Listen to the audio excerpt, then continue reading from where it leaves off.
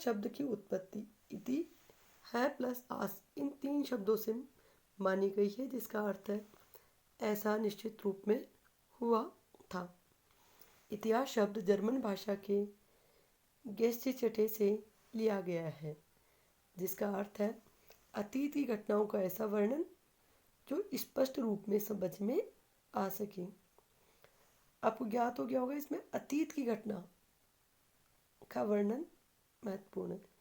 इतिहासकार का यही कार्य है कि वह अतीत यानी इतिहास की घटनाओं को इस ढंग से पाठक के सामने रखे कि पाठक को आसानी से समझ में आ सके।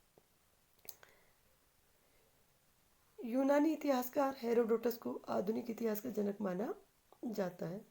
उसने इतिहास के लिए सर्वप्रथम हिस्ट्री शब्द का प्रयोग किया। यूनानी भाषा के हिस्टोरी शब्द इतिहासकार के लिए प्रयुक्त हुआ है, जो वाद विवाद का निर्णय करने में समर्थ होता था। हिस्ट्री शब्द का अर्थ जानना, ज्ञात करना अथवा सत्य का अन्वेषण करना है। हेरोडोटस ने इस शब्द का प्रयोग कहानी अनुश्रुतियों के आधार पर करते हुए एक पुस्तक लिखी। उसमें ही इसने इसे विस्तृत रूप प्रदान किया। अब प्रश्न उठता है कि इतिहास का अध्ययन क्यों करें? किसी भी विषय की लोकप्रियता का आधार उसकी उपादेयता होती है। मानव समाज के लिए प्रत्येक विषय किसी न किसी रूप में उपयोगी होता है। हाल से ही इतिहास एक उपयोगी विषय के रूप में रहा, किंतु समय के साथ साथ इसकी प्रकृति में भी परिवर्तन के कारण उसकी उपादेयता में भी गुणात्मक एवं संख्यात्मक परिवर्तन हुआ है। विद्वानों का मानना है कि इतिहास शिक्षा प्रदान है विषय है, इसलिए राष्ट्र के उत्थान एवं विकास के लिए इतिहास का अध्ययन आवश्यक है। इतिहासकार बेकर ने कहा है कि इतिहास मनुष्य को विवेकपूर्ण बनाता है। इतिहास का अध्ययन करने से ही किसी समाज के स्वरूप, उसके विकास एवं उसकी प्रगति आदि का पता चलता है। फिशर का मानना है कि इतिहास के माध्यम से ही मानव की प्रगति का ज्ञान होता है। अब हम इसके व्यावसायिक अनुप्रयोग को देखते हैं कि इसके व्यवसाय के लिए हम जब व्यवसाय का चयन करते हैं तो इतिहास कहाँ तक उपयोगी है। वर्तमान की पीढ़ी के लिए यह आवश्यक है कि किसी विषय का अध्ययन उसे रोजगार दे सकता है अथवा नहीं। इस दृष्टिकोण से इतिहास का व्यापक महत्व है। पत्रकारिता के क्षेत्र में भी इसका महत्वपूर्ण स्थान है। जो बड़े पत्रकार हुए हैं उनको इतिहास का ज्ञान आवश्यक है। मार्क टली, वाल्टर लिपमैन, D.W. ब्रोगेन आदि प्रसिद्ध इतिहासकारों की प्रसिद्धि का कारण इतिहास संबंधी ज्ञान ही है। विदेश सेवा एवं अंतर्राष्ट्रीय संबंधों के क्षेत्र में भी इतिहास का महत्वपूर्ण योगदान है। इतिहास का आधुनिक काल में विदेश सेवाओं, अंतर्राष्ट्रीय संबंधों के निर्धारण में महत्वपूर्ण स्थान रहा है।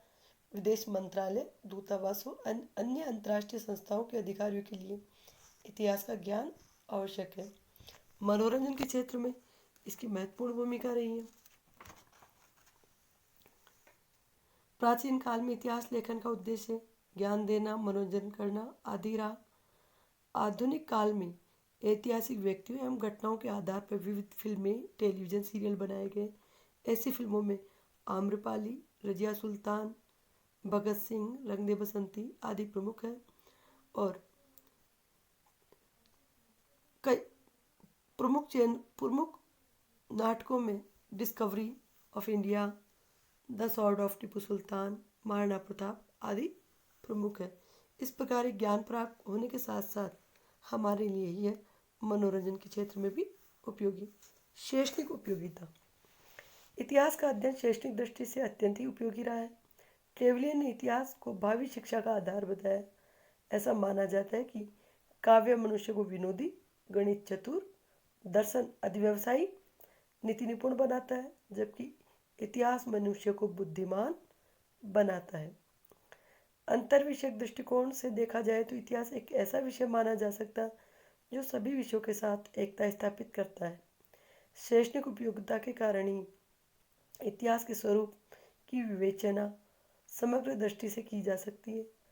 संभवतः इसी कारण हीगल का मानना है कि मनुष्य इतिहास से वह शिक्षा प्राप्त करता है जो अन्य विषयों से अप्राप्य है।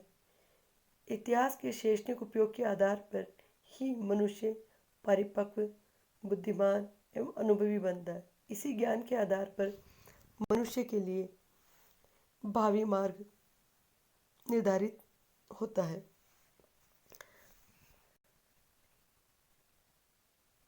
अब बात करते हैं इतिहास के दुरुपयोग की, क्योंकि जिस चीज़ का उपयोग होता है तो प्रश्न उठता है क्या इसका दुरुपयोग संभव नहीं। इतिहास का अनेक बार महत्वाकांक्षी व्यक्तियों के द्वारा अपने स्वार्थों की पूर्ति के लिए दुरुपयोग किया जाता है। इसी कारण हेनरी फोर्ड ने